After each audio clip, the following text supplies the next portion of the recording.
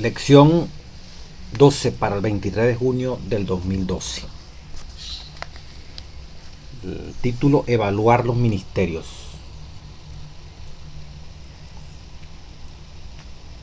Versículo de memoria, Proverbios 25:12. Dice la palabra: como zarcillo de oro y joyel de oro fino es el que reprende al sabio que tiene oído dócil. Proverbios 25:12. Como zarcillo de oro y joyel de oro fino es el que reprende al sabio que tiene oído dócil. Como decir, el sabio que sabe oír, ¿verdad? Tiene oído dócil. Evaluar los ministerios. Pensamiento clave: es un error participar en la gran tarea de la evangelización sin una evaluación efectiva. Muy a menudo nos satisfacemos con resultados mínimos en la evangelización, cuando podríamos tener un impacto y un éxito mayores si hubiésemos evaluado las actividades previas y permitido que lo hallado influyera en la dirección y en las estrategias futuras. A veces se gasta mucho dinero en ministerios que dan resultados mínimos. Esto ha llevado a sugerir cambios en el presupuesto o en los procedimientos. Realmente no sabemos los resultados completos de cualquier programa específico, porque solo podemos concentrarnos en los resultados tangibles, como el número de personas que se bautizaron, y no vemos hasta dónde se sembraron las semillas del Evangelio. No obstante, es necesario evaluar, de modo que involucre juicios, pero sin criticar. Esta semana consideraremos la evaluación como un principio bíblico y analizaremos su valor como un procedimiento continuo en la vida de la iglesia local de hoy.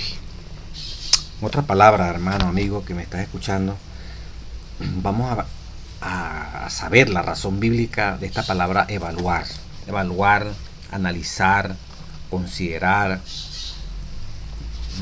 darnos cuenta cuán bueno, de qué manera algo no está cumpliendo los resultados. Eso es evaluar. Se evalúa para mejorar. Si las cosas están bien hechas, para que sigan siendo mejor. Si no están saliendo como debe ser, están saliendo mal, para mejorar, para que no sigan saliendo de manera torcida, para que arrojen los resultados que nos propusimos con la ayuda del Espíritu Santo que se lograse. ¿Por qué evaluar? Dice la parte del día domingo 17 de junio. La evaluación existe.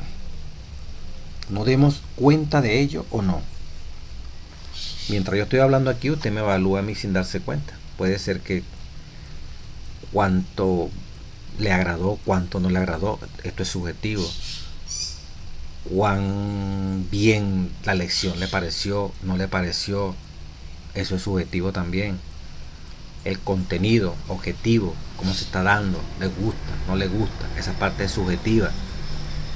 Dicho en otra forma, un sermón, cualquier actividad en la cual nosotros prestamos atención, ¿verdad?, la evaluamos. Cuando nosotros decimos me gusta o no me gusta, es interesante, no es interesante, estoy aprendiendo, no estoy aprendiendo, es porque nuestra mente está registrando un proceso ahí cognitivo, un proceso mental, donde el Espíritu Santo hace posible que lo que estamos oyendo se comprenda, se entienda y está siendo aplicado en el corazón, que sería el ideal. Hasta qué punto esto ocurre o no ocurre, eso es evaluar, eso es darnos cuenta si una cosa está saliendo bien o está saliendo mal, si es de provecho o no es de provecho. Dice el día domingo, ¿qué nos indican los siguientes textos acerca de la importancia de la evaluación? ¿Qué clase de evaluación sugieren estos versículos? Bíblicamente, la Biblia tiene que ver algo con la evaluación, dice algo en la evaluación. Entonces, en 1 Timoteo 3, 1 al 13, encontramos requisitos para los ancianos y diáconos. Y diaconisas también. En 1 Corintios 11, 28, que nos dice aquí el folleto de la parte del domingo, dice: por tanto, pruébese cada uno a sí mismo En el caso de la Santa Cena, o sea, examínese. La evaluación es un examen también. Cuando se colocan los requisitos de los ancianos, los diáconos, las diaconisas, ¿verdad? Es para evaluar. El anciano debe ser así, así, así. La diaconisa tiene que ser así, así, así. El diácono tiene que ser así. Hay puntos de referencia para decir si está cumpliendo o no se está cumpliendo. Por algo Dios marca estas pautas.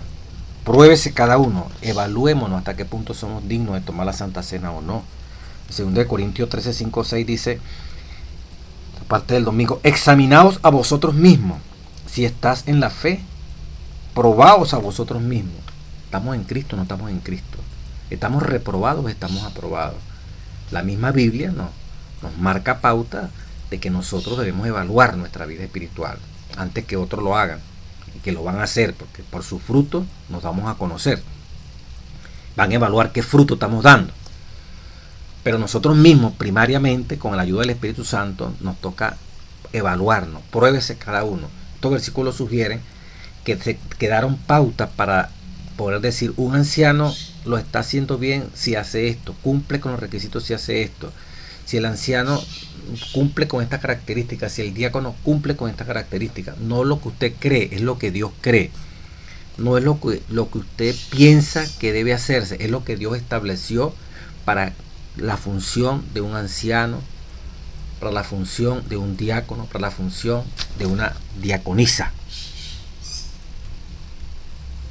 De Timoteo 3, cuando habla de las características, requisitos de un anciano, pues es necesario que el obispo 3:2 sea irreprensible el anciano, marido de una sola mujer, sobrio, prudente, decoroso, hospedador, apto para enseñar, no dado al vino, no pendenciero, no codicioso de ganancias deshonestas, sino amable, apacible, no avaro, que gobierne bien su casa, que tenga a sus hijos en sujeción en toda honestidad, pues el que no sabe gobernar su propia casa, ¿cómo cuidará de la iglesia de Dios? Dice 1 de Timoteo 3:5, no un neófito, no sea que envaneciéndose caiga en la condenación del diablo.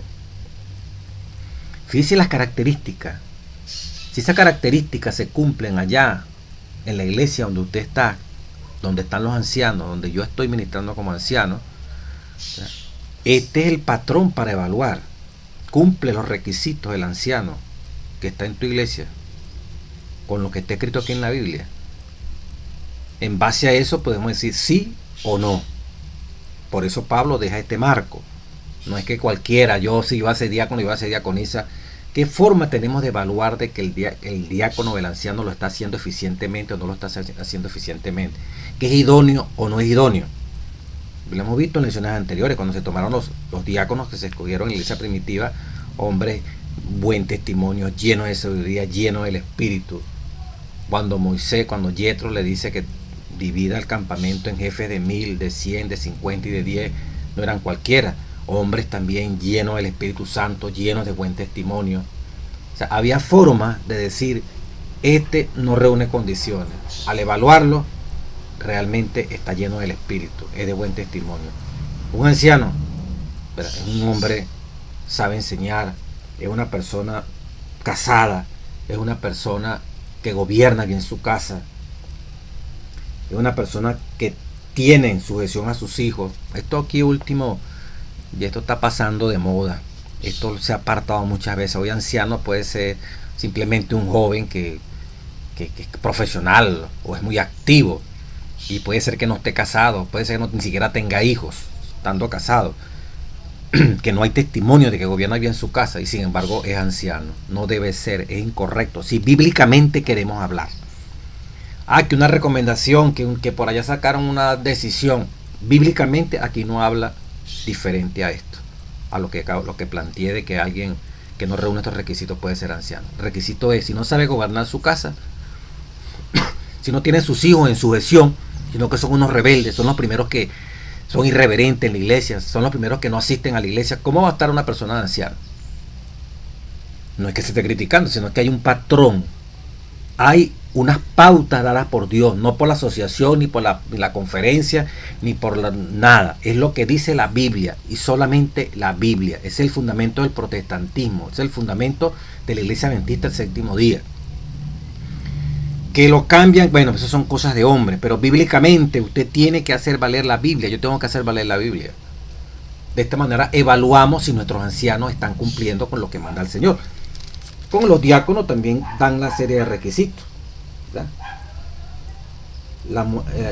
Cuando habla de los diáconos asimismo deben ser honestos, sin doblez, no dados a mucho vino, no codiciosos, que guarden el ministerio de la fe con limpia conciencia, y a estos también sean sometidos a prueba primero, y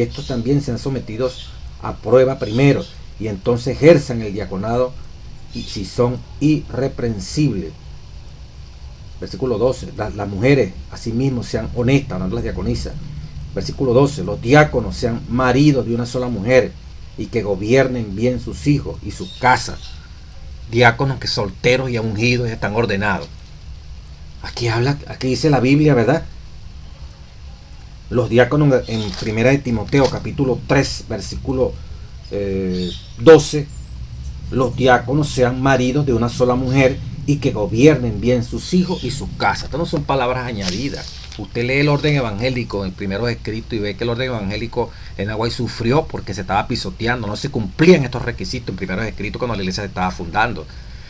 Y cita las citas del Antiguo Testamento, del Nuevo Testamento, como ese orden, como esas indicaciones para evaluar un ministerio de estos hombres y mujeres si estaban actuando bien, era válido. Entonces Elena White dice, si en aquella época era importante seguir esas pautas, ¿cómo será hoy en día? El orden evangélico, primero escrito, lo pueden conseguir allí en el libro de Espíritu y Profecía. Bueno, es bíblico, pues esto no es inventado que hayan pautas para uno darse cuenta si una cosa está funcionando bien o no está funcionando bien. Y la Comisión Evangélica dice aquí, ¿verdad? ¿Qué preguntas de evaluación formularías cuando consideras la respuesta de la iglesia a esta orden? Id y haced discípulos a todas las naciones, bautizándoles en el nombre del Padre, del Hijo, del Espíritu Santo, enseñándoles que guarden todas las cosas que os he mandado, y yo estaré con vosotros hasta el fin del mundo. Esto implica, ¿verdad? Estamos saliendo a predicar. Si no lo estamos haciendo, no estamos cumpliendo. Ahí evaluamos, salimos o no salimos, estamos predicando, estamos enseñando la palabra. ¿Cuántas almas estamos llevando a los pies de Jesucristo? ¿Cuántas semillas estamos sembrando? Entonces tenemos que evaluarnos personalmente. Pues dice, pruébese cada uno, examinémonos cada uno. Es bíblico el evaluar y el evaluarnos a nosotros mismos, ¿verdad? Según lo que dice la palabra el domingo 17 de junio de esta lección número 12, penúltima del trimestre. Ahora dice el día lunes 18, evalúa bondadosamente. Ok, vamos a evaluar. Pero tiene que ser con bondad, tanto para lo malo, cuando hayan cosas malas, tener mucho cautela, ¿verdad? En lo que vamos a las observaciones que se van a hacer, y para lo bueno.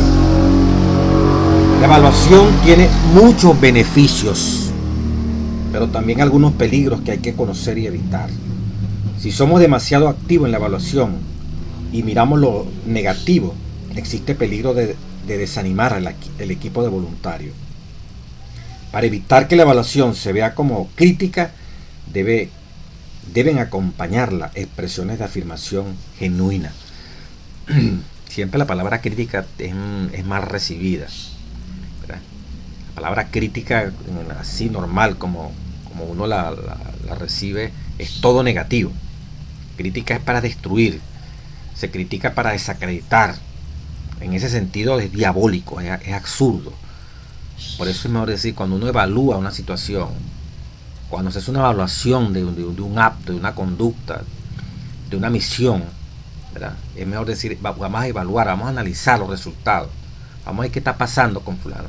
No es que vamos a criticar, y en esa evaluación encontramos debilidades y encontramos fortalezas, encontramos errores y encontramos cosas que pueden ser muy buenas, perfectas a los ojos de Dios, ¿verdad? Nosotros vemos el fruto. Entonces hay que saber moverse de tal manera que algo que es muy positivo lo podemos convertir en muy negativo cuando le hacemos más énfasis a lo malo que a lo bueno. Dice aquí, ¿qué afirmación ves en los siguientes versículos? ¿De qué modo esta confirmación podría darse hoy a los obreros individuales y a los equipos? Dice en Hechos 16:1-2, dar buen testimonio, los hermanos de los discípulos, entre paréntesis Timoteo, como los hermanos daban buen testimonio del trabajo que se hace. Tenemos que tener la capacidad de tener palabras bondadosas, evaluar, cuando se evalúa algo positivo, reconocerlo, hablarlo, expresarlo. Muy buena la obra que se hizo. Me pareció el servicio excelente que tuvo a cabo hace momento. La reunión fue excelente. La oración nos conectó con el cielo. Ese canto fue excelente. Esa ayuda que se brindó, la más apropiada. Estamos contentos como iglesia por ese trabajo que se hizo. O sea, afirmar las cosas positivas. Darle énfasis a eso, ¿verdad? En Romanos 16:1-2 dice, recomendar a alguien, Pablo, a Febe, la diaconisa. También cuando por una buena evaluación de una persona nos lleva a tener que sugerir que esa persona puede estar en algún sitio, puede estar en alguna iglesia. No debiéramos tener palabras que reducir o que economizar para recomendarla, para decirle es de buen testimonio a esa persona. También tienen que salir esas palabras. En Filipenses, en 1 Corintios 11:2, dice la palabra también, os alabo, dice Pablo, hermanos, porque en todo os ocupáis, os acordáis de mí y retenéis la doctrina. El apóstol Pablo alababa a la iglesia por la manera como estaban pendientes de él y cómo retenían la doctrina de Dios. O sea, no escatimaba palabras para expresar lo bueno, ¿verdad?, que estos hermanos experimentaban. La manera como a él lo habían tratado. Uno puede decir, si somos capaces y nos sobran palabras para corregir y hacer observaciones a otros, deberían sobrarnos palabras también para estimular. Porque es más fácil que nos sobren las palabras para hacer observaciones negativas, para decir que esto no sirve, para decir que esto no se cumple, para decir que no se están llenando los requisitos. Pero para admitir cuando un trabajo se ha hecho bueno, para admitir cuando una decisión es correcta, para admitir que se reunieron los requisitos para que alguien asuma una responsabilidad, parece que esas palabras no se expresan.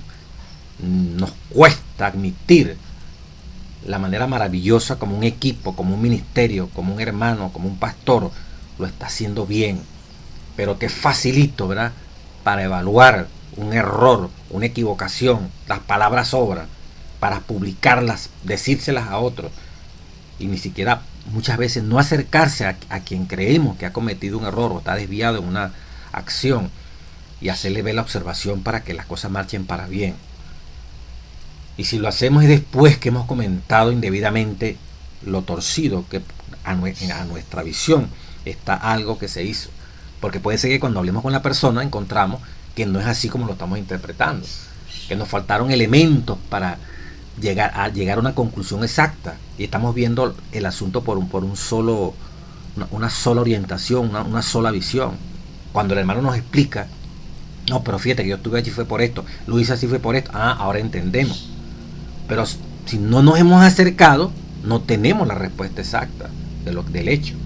Entonces tenemos cualquier cosa que nos parezca equivocada, que no está marchando bien, antes de salir a comentarla y ponerle más de lo que no debe ponérsele, deberíamos entonces acercarnos a la persona, preguntar al ministerio, ¿verdad?, que está obrando y nos parece que no es incorrecto la manera como está obrando, a la junta directiva, preguntarle por qué este procedimiento, por qué esto se hizo así, me parece que no es así. Entonces ellos nos pueden explicar, pues, porque en la multitud de consejeros hay sabiduría. Entonces no debemos ser muy cuidadosos, ¿verdad? Pues dice, evaluar bondadosamente. Cuando hay algo que no suena como nos gusta, ¿verdad?, hagamos la observación con cariño, con amor, y no siempre pensando que tenemos la razón. La última palabra la tiene la persona a la cual estamos haciendo la observación. O sea, la explicación la va a dar la persona. Si nuestros argumentos son irrebatibles porque vemos que los resultados no fueron los que se esperaban, oigamos las razones por qué no se alcanzaron esos objetivos. Y démonos cuenta entonces que si fue negligencia, si fue por pereza, si fue por miles de circunstancias, ¿verdad?, en las cuales los hermanos asumen o tienen una responsabilidad, pero tenemos que hablar con ellos, tenemos que conversar, y quienes nos están oyendo, a quienes se les hace la observación, ¿verdad?, no irritarse, no molestarse, sino oír para mejorar, porque quien viene a hacer la sugerencia es el deber ser, deber animarle el espíritu en lo más profundo, el progreso de su iglesia. Así como cuando los informes, que los apóstoles decían, fuimos a lo suyo, fuimos a la iglesia, a los nuestros, y le contamos lo que había pasado, como si fueran de ellos, los hermanos fueran de ellos mismos, se lo sentían como parte íntima de ellos. Cuando alguien viene a hacer una evaluación, ¿verdad?, de un ministerio, como está trabajando, hacia una persona, tiene que transmitirse que quien viene a hacer la observación negativa, lo está haciendo porque te quiere, porque nos aprecia. Si antes de hacer la observación nosotros captamos ese espíritu, que hay la mejor intención, que es para nosotros perfeccionarnos, que es para nosotros avanzar y mejorar en lo que estamos haciendo, ¿cómo vamos a cerrar nuestro oído a esa observación negativa, que son las que a uno no le gusta oír? Por eso el versículo de memoria decía, como zarcillo de oro y joyel de oro fino es el que reprende al sabio que tiene oído dócil. Primero el que reprende al sabio que tiene oído dócil. El que reprende al sabio que tiene oído dócil es una persona que es como si tuviera un zarcillo de oro y joyel de oro fino. Es el que reprende al sabio. Es algo maravilloso el que reprende al sabio. Cuando ese sabio tiene oído, ¿qué? Dócil. Cuando el que se le hace la evaluación tiene oído dócil, está dispuesto a aprender, sabe que es falible, sabe que no es infalible. Y quien va a acercarse a ese hermano para hacer la observación, o al equipo, el que se le está haciendo la observación, al ministerio que se le está haciendo la observación, entiende también que quien hace la observación viene con se transmite, antes de hablar, se transmite una atmósfera, una influencia que es para generar crecimiento en la iglesia, que es para que el ministerio se perfeccione en el obrar. Dice, a veces Pablo tuvo que poner en orden a la iglesia o a personas en temas de actitud, conducta o doctrina, lo que indica que hubo una evaluación. Pero Pablo también sostuvo a la gente por su apoyo a él, por su fidelidad a Dios, o por la realización de un ministerio. Para ser justo, en la evaluación debemos no solo mirar los resultados, sino también los procesos. El evaluar los resultados es ver si un programa alcanzó los blancos esperados. La evaluación de los procesos repasa la administración interna de los proyectos. Ya cuando son proyectos evangelísticos, proyectos de obra misionera, etcétera, etcétera, evaluamos resultados, pero más que resultados, todo el proceso que conduce a esos resultados, porque no siempre los resultados son los que uno aspira. Entonces, ¿por qué se llegó a ese resultado? ¿Por qué se alcanzó el objetivo? ¿Para bien o para mal? Mal en el sentido de que no lo alcanzamos. Evaluemos el proceso. Reúnase el equipo, ya cuando es el mismo equipo que le toca evaluarse, vamos a analizar, ¿verdad?, por qué no se logró el objetivo. El tangible, que es el que nosotros evaluamos. ¿Cuántas almas? ¿Cuánta gente vino? ¿Cuántas visitas asistieron? ¿Cuántas dejaron de asistir? Ese es el tangible. Pero el invisible, el que no se capta, ¿verdad? ¿Cuántos no respondieron en el tangible de estar presente, pero que oyeron, pero no volvieron? Asistieron, pero no tomaron una decisión. Recibieron la ayuda, pero no vimos la respuesta inmediata a esa ayuda. Esa semilla que se sembró, no tenemos capacidad de evaluarla en el instante. Pero eso no es problema de nosotros. El crecimiento lo da Dios. Y como dice la palabra, echa tu pan al agua y después de mucho tiempo lo recogerá. Usted siembre. Nos toca sembrar. Dios es el que da crecimiento. Uno riega, otro siembra, pero el que permite el crecimiento es Dios. Por la obediencia de esa persona que se le sembró, si oye al Espíritu que les habla. En Hebreos 10, 24 y 25, ¿qué significa considerémonos unos a otros? En este contexto, ¿qué principios de evaluación se sugieren aquí? La Biblia dice, considerémonos unos a otros para estimularnos en amor y a las buenas obras, no dejando de reunirnos como algunos tienen por costumbre, sino exhortándonos, y tanto más cuando vemos que aquel día se acerca. ¿Qué vemos allí? Considerémonos unos a otros, evaluémonos unos a otros, mirémonos unos a otros, ¿verdad? Para estimularnos. ¿A qué? Al amor y a las buenas obras. Considerémonos unos a los otros, pongámonos cada uno cara a cara y sopesemos cuánta necesidad tenemos de estimularnos los unos a los otros al amor, a las buenas obras. Y en este tiempo tan peligroso, no dejando la congregación. Se nos está haciendo una exhortación allí y a la vez implica una evaluación. Tomemos conciencia que necesitamos amarnos, necesitamos estimularnos las buenas obras. Nos hace falta eso, está diciendo el texto.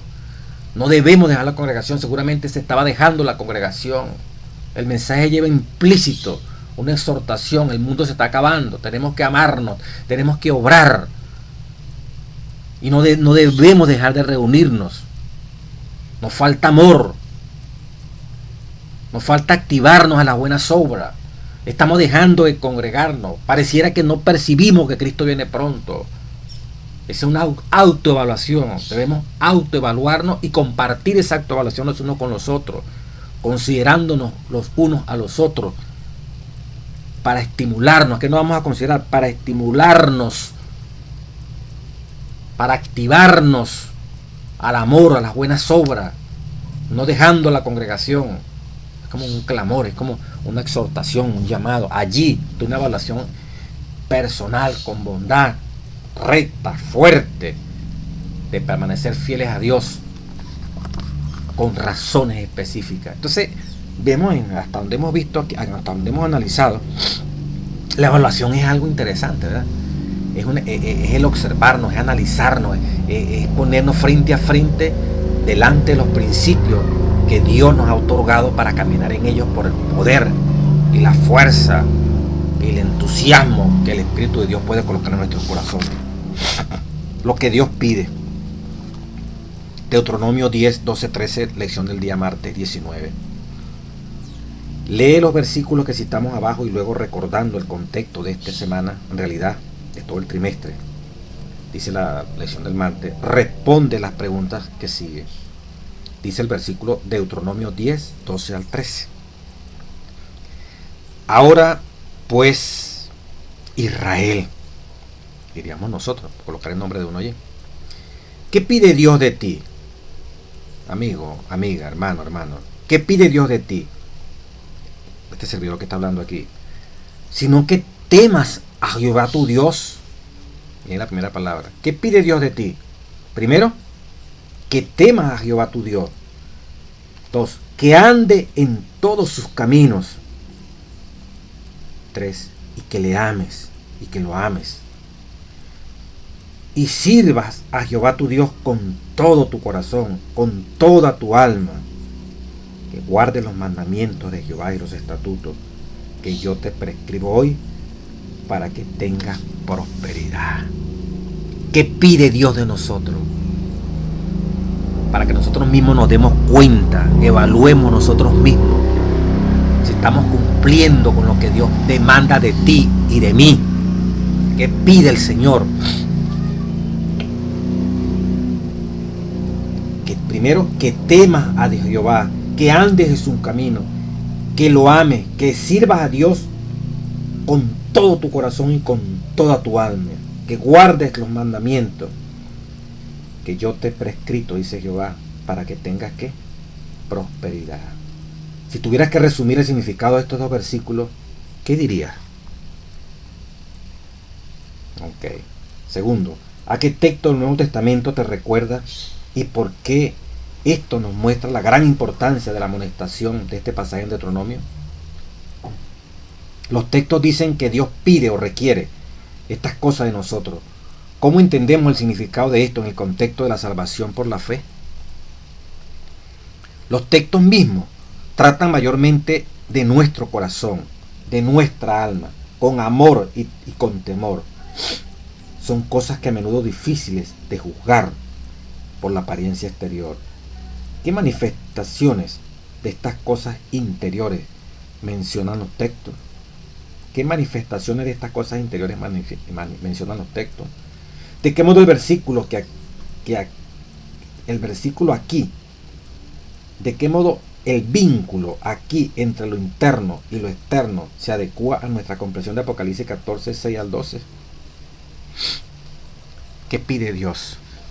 Que lo amemos, que le temamos, que exteriormente ese amor, con todo el corazón, con toda la fuerza, se expresa en obediencia. Primero le amamos, como lo vimos en lecciones anteriores, para luego poder obedecerle. No al revés, vamos a obedecer para amarlo. Raras veces ocurre eso, como decía el folleto.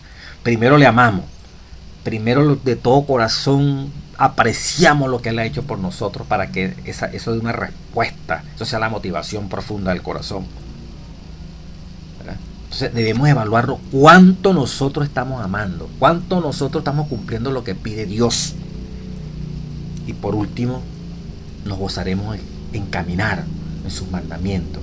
Y como resultado de que lo amamos, de que su temor está en nuestro corazón, de que todas nuestras fuerzas están dedicadas a satisfacer, a llenar de gozo a Dios como respuesta a lo que Dios ha hecho por mí y por ti, caminamos en obediencia y seremos prosperados.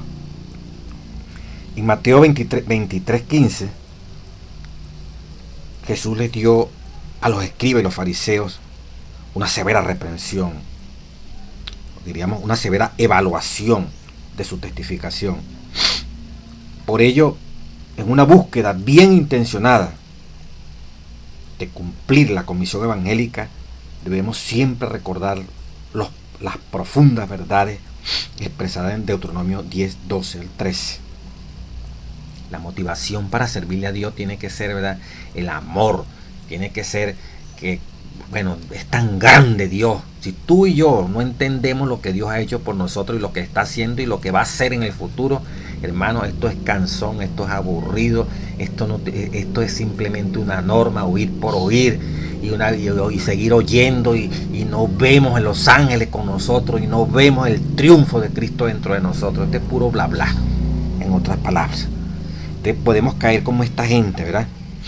Después de todo, dice la parte final del día martes, con todos nuestros esfuerzos de extensión, la última cosa que queremos hacer es crear hijos del infierno.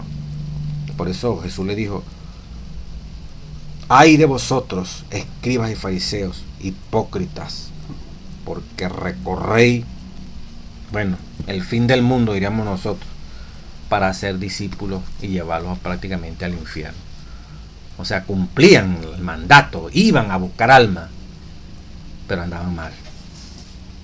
¿Cómo se puede cumplir un mandato y dar la apariencia de que estamos haciendo las cosas de Dios?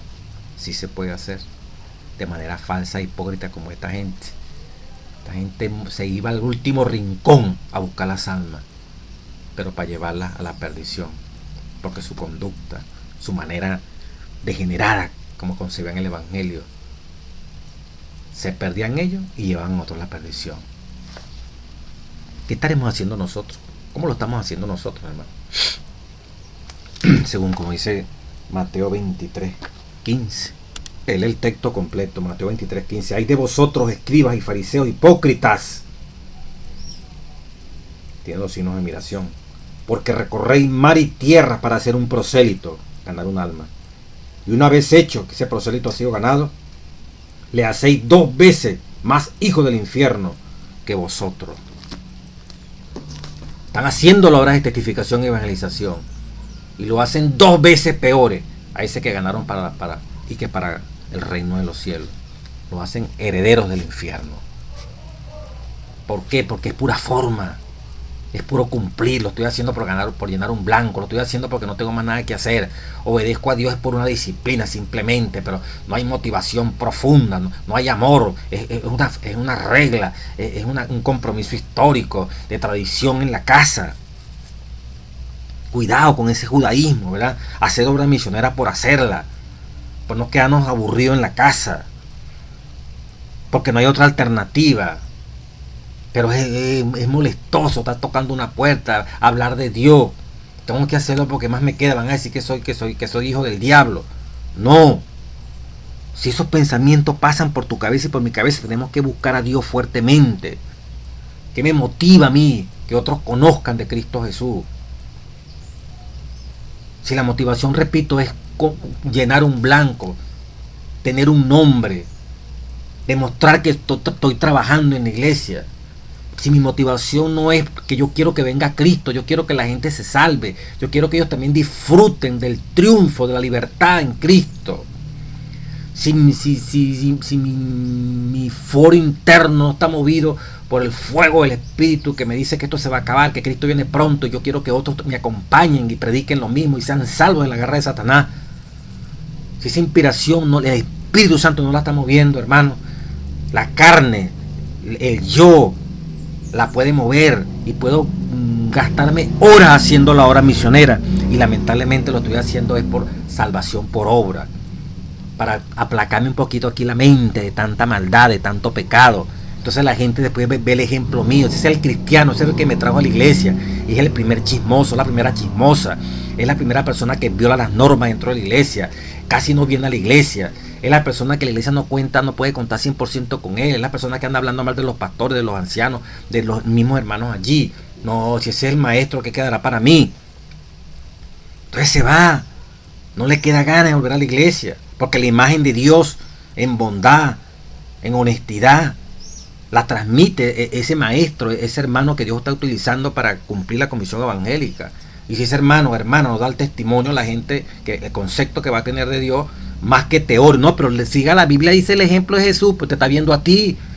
La representación de Jesús eres tú. Al principio la gente no entiende que tiene que mirar a Jesús directamente, está viendo el ejemplo que da el instructor, llámese pastor, mujer u hombre.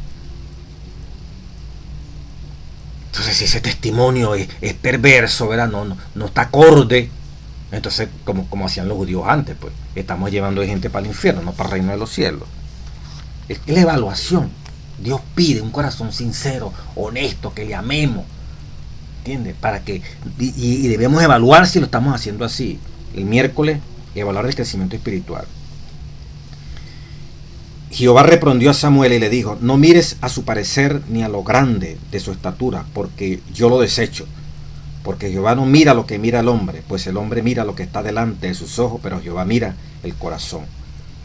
Una de las cosas más difíciles es evaluar el crecimiento espiritual. Nosotros mismos ponernos a determinar concluyente, ¿verdad?, que una persona espiritualmente no está mal o está buena. Por su fruto lo conoceré. Hasta que el fruto no sea evidente y notorio, está actuando correctamente. Pero si el fruto es negativo, ¿verdad?, se ve el pecado, bueno, no queda otra alternativa que señalar el pecado, amonestar, pues, y ver que el crecimiento no es lo correcto. Pero cuando esas cosas no fluyen así, lo malo directamente, tenemos que tener mucho cuidado en el juzgar. Hemos notado ya que cualquier meta fijada por personas o iglesia debe poder evaluarse. Aunque es realmente fácil observar y evaluar el crecimiento numérico en la iglesia, hay más que número. No queremos hacer lo que Jesús dijo que hacían los escribas y los fariseos: recorrer mar y tierra, es decir, hacían esfuerzos misioneros. Estoy leyendo el folleto del miércoles 20 de junio. Y hacían a sus prosélitos 2 veces más hijos del infierno que vosotros. Esta fuerte reprensión nos muestra cuán importante es que evaluemos el crecimiento espiritual, no solo de aquellos que trajimos a la iglesia, sino de nosotros mismos. O sea, tenemos que evaluarnos, no solamente el que va a llegar, sino quienes lo estamos trayendo. Hay una serie de citas que aparecen, ¿verdad?, que el folleto nos dice, Mateo 26, 41, etcétera, etcétera, que se los voy a ir diciendo cada una. Entonces, ¿cómo podemos nosotros, pecadores necesitados de la gracia divina, evaluar algo tan intangible como la espiritualidad de otros?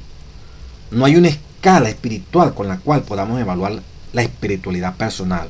Por ello, es más apropiado y útil considerar si cada creyente está en una jornada espiritual, en vez de determinar en qué punto de ella se encuentra. Las indicaciones de una jornada espiritual son las disciplinas espirituales en las que participamos. Las cosas enumeradas en los versículos arriba mencionados son indicadores, pero siempre necesitamos ser cuidadosos con respecto a cómo juzgamos las experiencias de otros.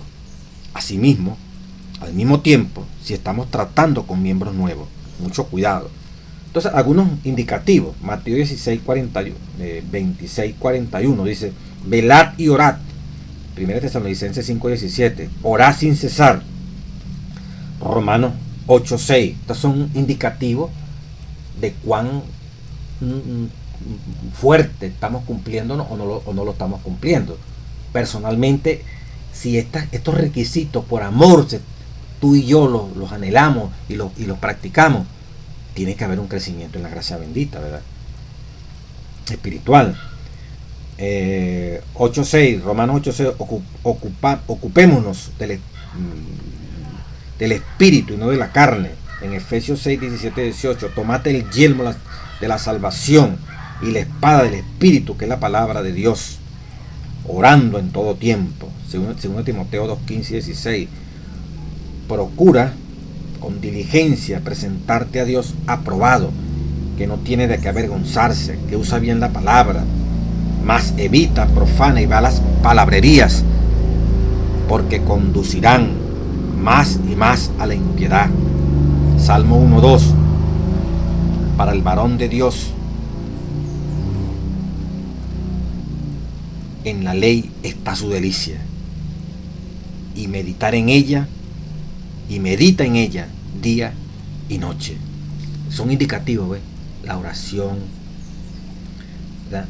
El no satisfacer las cosas de la carne, tomar el yelmo de la salvación de la palabra de Dios, procurar presentarse delante de Dios todos los días, ¿verdad? Aprobado, que no tiene de qué avergonzarse, usar bien la palabra de Dios, evitar palabrerías absurdas, profanas, deleitarnos en la ley de Dios. Son indicativos que nos dicen cuán practicantes somos de las cosas divinas.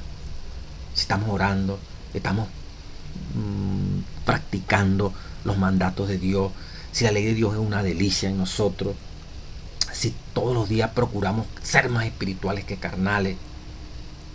Eso es personal, pero en la práctica, por sus frutos los conoceréis. La gente se va a dar cuenta, y ahí la evaluación interna. No, estoy fallando en la oración, estoy fallando en la testificación, estoy fallando en gozarme en esta cosa. Yo todavía no siento esa cosa individual que tú y yo podemos sentir. Eso se va a manifestar a los demás sin hablarlo. La gente va a sentir la influencia y se va a dar cuenta: esta persona es una persona de oración, esa persona es una persona de buen testimonio, esa persona se le ve que está en comunión con Dios. Así como los judíos se daban cuenta, estos andaban con Jesús, Pedro y Juan, nosotros los conocemos. Ellos eran seguidores de Jesús, no porque andaban su manera de ser. Pedro, para disimular aquello, comenzó a decir vulgaridades para que no lo identificaran como seguidores de Jesús. Quiere decir que si Pedro hubiese hablado como hablaba cuando estaba con Jesús, con más razón ellos tenían toda la razón, a la redundancia, de que era un seguidor de Jesús. Tuvo que cambiar su vocabulario para diferenciarse de que no era seguidor de Jesús. Caso de Pedro. También la gente se da cuenta. Si tu vida espiritual está allí carcomiéndose, está allí corroyéndose, cada día es más débil, la gente lo capta, y nosotros no nos vamos a engañar. Somos los primeros que nos damos cuenta. No estamos orando, no estamos estudiando, no nos provoca ir a la iglesia, ¿verdad? No estamos testificando, no tenemos almas con las cuales estamos estudiando la Biblia. No hay una motivación todos los días de irnos para el reino de los cielos. No hay una motivación todos los días de entrar en este conflicto final, de estar, si es posible, en los 144,000, de estar en el grupo de los que van a ser sellados, de estar en el grupo de los que va al fuerte pregón. Si esas cosas no se están manejando, ¿verdad? No pasan por nuestra cabeza. Si no hay un deseo todos los días de la Reforma Pro Salud, estar al día, ¿verdad? De que la carne, todos esos refrescos, todas esas cosas dañinas todos los días tienen que ir desapareciendo de nuestra vida, porque es el medio de purificación que Dios ha dejado para la iglesia. Es el medio para liberar el sufrimiento de los seres humanos, la Reforma Pro Salud. Si esas cosas no están en mi cabeza, sino que yo como maestro, como hombre y mujer que voy a buscar alma, ¿verdad? Mi vida todavía no está transformada, mi vida todavía pisotea estas cosas de Dios. Tenga la seguridad que esa influencia, sin decirla, yo la voy a generar. Y los frutos van a demostrar que yo no soy un hombre o una mujer de oración, de consagración a nuestro Dios. Entonces, lo espiritual, difícil de meterse en el corazón de la gente, pero la gente lo que tiene internamente lo muestra externamente. No al revés. Lo que es externamente es lo que es interiormente. No. Lo que internamente la persona es, lo va a mostrar externamente. Y por eso, por sus frutos los conoceréis. No es mientras está creciendo, la gente va a dar fruto. ¿Qué efecto ha hecho la palabra en tu vida y en mi vida? Eso se va a reproducir en un fruto. Y en base a eso, lo que usted va a darse cuenta si el fruto es cristiano o es un fruto del diablo. O es la carne que esa persona está expresando, o es el espíritu, el fruto del espíritu. Y el día jueves, ¿verdad?, termina la lección, el 21 de junio, evaluar el crecimiento de la iglesia. La razón misma por la cual existe nuestra iglesia es aquella por la que debemos evaluarla. ¿Cuál es la razón de que exista la iglesia? Para servir, para llevar las almas a los pies de Jesucristo. Aquí mandan una serie de textos como Apocalipsis 14, 6, 7, Lucas, Mateo 6, 33, 17, 24, 14, Lucas 4, 43. Todas estas citas bíblicas que aparecen aquí en el día jueves tienen que ver con la predicación, nuestra misión. Tenemos que evaluar cuánto estamos predicando. Tenemos que evaluar cuántas semillas se está sembrando y cuánta esa semilla está dando fruto para el reino de los cielos. Cuántas almas están llegando. ¿Qué temporada te ha tocado como iglesia? Una temporada de que a veces pareciera que no se gana un alma, pero se está sembrando. Los hermanos están sembrando el evangelio. Están sembrando semillas. Y a veces nos toca tener que esperar 1 año, 2 años, meses, para ver el crecimiento, la respuesta a esa semilla que las personas están dando. Otras veces nos tocó una temporada donde lo que se ha sembrado hace 2 años, ahora viene la cosecha. O a veces simultáneos, como lo hemos visto en las lecciones anteriores, las primeras. A veces se está sembrando y al mismo tiempo se está cosechando. Tenemos que evaluarlo. ¿Cuánto de nuestros hermanos estamos sembrando para poder cosechar? Porque si no se siembra, no pueden hacer la matica ni puede la matica dar fruto. ¿Cuánto se está cosechando? ¿Cuánto se está extendiendo la propagación de la semilla del evangelio? ¿Quiénes lo están haciendo? ¿Cómo lo estamos haciendo? No tenemos que tener pena, tenemos que reunirnos, evaluarnos, para que Dios nos ilumine, que la Junta de Iglesia del Señor nos ilumine para métodos, formas novedosos, tradicionales, que Dios quiera utilizar para que el evangelio finalmente llegue a toda tribu, nación, pueblo y lengua. Por lo menos dentro del área donde usted está y donde yo estoy. Que cada día esa área de lo que viven alrededor de la iglesia, del grupo donde tú estás, todos los días esa gente de una u otra forma pueda sentir el testimonio de que hay hijos de Dios verdaderos en ese lugar. Métodos, formas, medios de propagar la verdad alrededor de las iglesias. Muchas veces los miembros de iglesia, muy pocas veces, vuelvo a repetir, viven cerca de la iglesia. Son poquitos el que vive al lado de la iglesia, del templo, que sea de la iglesia. Entonces hay que hacer una obra allí en Jerusalén, los que están más cerquita, y luego seguir tendiéndola en toda nuestra área de influencia. Tenemos que sentarnos, evaluarnos, darnos cuenta de cuán práctico y cuán eficiente y cuán real es ese ministerio. Por eso Dios, la lección de esta semana, ¿verdad?, si no evaluamos, si no analizamos, si no nos damos cuenta de las debilidades y fortalezas, de lo correcto e incorrecto que es nuestra vida, que pueda estar nuestra vida espiritual, de nuestro trabajo como hombres y mujeres espirituales, corporativo e individual, no estamos haciendo nada.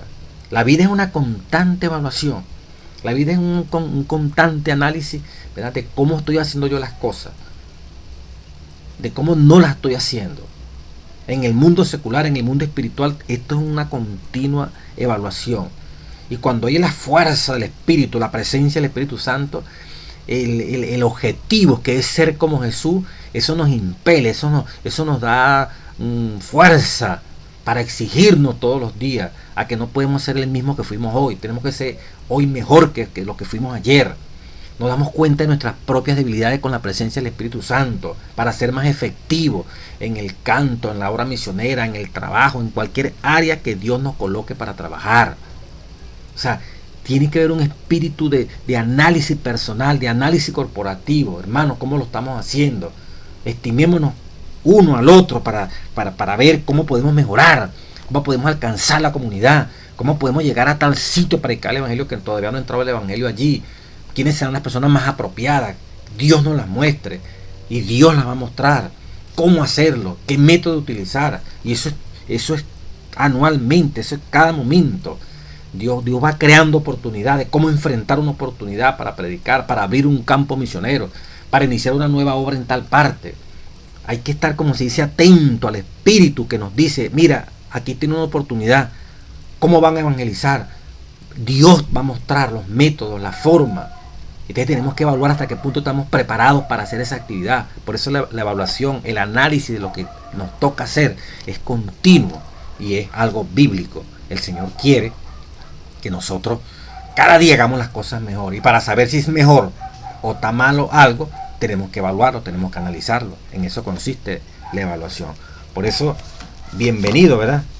El análisis personal de cómo estamos trabajando para Cristo, ¿verdad? Y el análisis corporativo, como grupo, como iglesia, cómo estamos llevando a cabo esa razón de ser de la iglesia, que las personas encuentren a Cristo Jesús, que lo acepten como su salvador personal, que podamos expandir esa semilla hasta donde nuestra fuerza nos alcance. ¿Cómo lo estamos haciendo? Lo estamos haciendo. ¿Con qué velocidad? Poca, mucha. Si no nos sentamos, si no pedimos revelación de Dios individual y corporativa para que como grupo, como iglesia, lo analicemos, no lo estamos haciendo bien. Pero esto es legalismo. Eso nace del corazón de todo aquel hombre o mujer que está siendo impelido por la fuerza del Espíritu Santo. Cuando tú sabes que todavía nos falta en carácter, cuando tú sabes que todavía no tenemos debilidades, que todavía no hemos alcanzado la norma, que todavía no hemos logrado el objetivo de llevar muchas almas para Dios, cuando tú sabes que viene un movimiento grandioso de evangelización, donde tú quieres estar allí, donde tú sabes que viene un derramamiento grandioso del Espíritu Santo, y para que eso ocurra, ¿verdad? No tiene que haber una mancha de pecado en nuestra vida. Tú sabes que muchas de esas bancas que hoy están vacías en tu iglesia van a ser llenadas por muchos hermanos. La mayoría del pueblo de Dios está en Babilonia, no está dentro de la iglesia.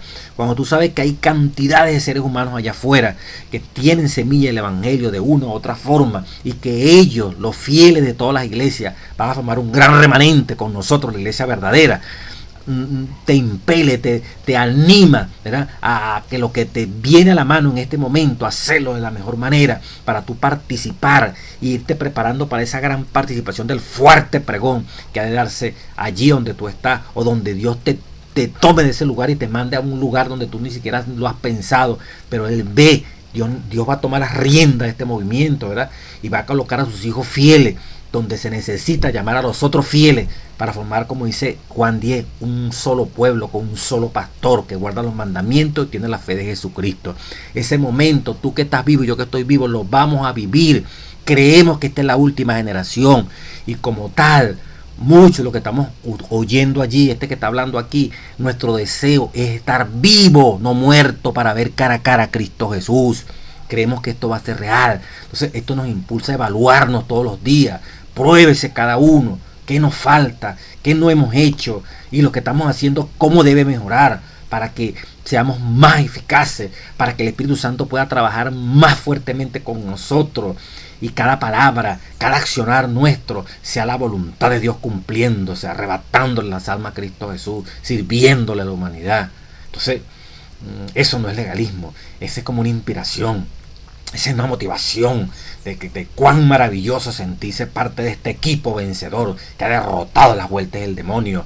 Qué maravilloso pertenecer al equipo del Dios del universo, que le ha dado nombre a cada estrella, que a cada uno la llama por su nombre, ¿verdad? Que es lo más perfecto y que hoy está aquí con nosotros, que quiere conducirnos en este transitar de la vida para ese encuentro glorioso muy pronto, ¿verdad? Cuando aparezca Cristo en gloria y estar con Él por la eternidad. Amigo, que esta evaluación que en esta semana acabamos de hacer nos permita y nos anime a buscar todos los días el fuego del Espíritu para que queme toda impureza que nos separa del Espíritu de nuestro Dios y nos ayude a transmitir la verdad de Cristo, la vida de Cristo a otros para que se enamoren y también sigan a Cristo Jesús. No temamos el ver nuestros propios errores o que nos señalen nuestros propios errores corporativos e individuales. Que todo sea para honra y gloria de Dios y para crecimiento de la obra, no importa el medio que Dios utilice. Lo importante es que si hay verdad en debilidades que poseemos, vamos a corregirla, porque el cielo, tenemos que llegar al reino de los cielos. Ninguna debilidad va a pesar más que lo que Dios ha prometido para cada uno de nosotros. Apartados de toda inmundicia, que el jabón de lavadores, que la sangre de Cristo pueda limpiarnos todo obstáculo que no nos deja ser usado a plenitud por el Espíritu Santo. Que Él nos muestre, que Él nos revele personal y corporativamente todo lo que tenemos que hacer para ser eficaces como ancianos, como pastores, como hermanos, y tu iglesia y mi iglesia pueda recibir esa lluvia tardía muy pronto, que es el derramamiento del amor de Dios, de la justicia de Cristo, y hermanos y hermanas, ver cara a cara al Padre, al Hijo y al Espíritu Santo. Que Dios te bendiga, que Dios te guarde.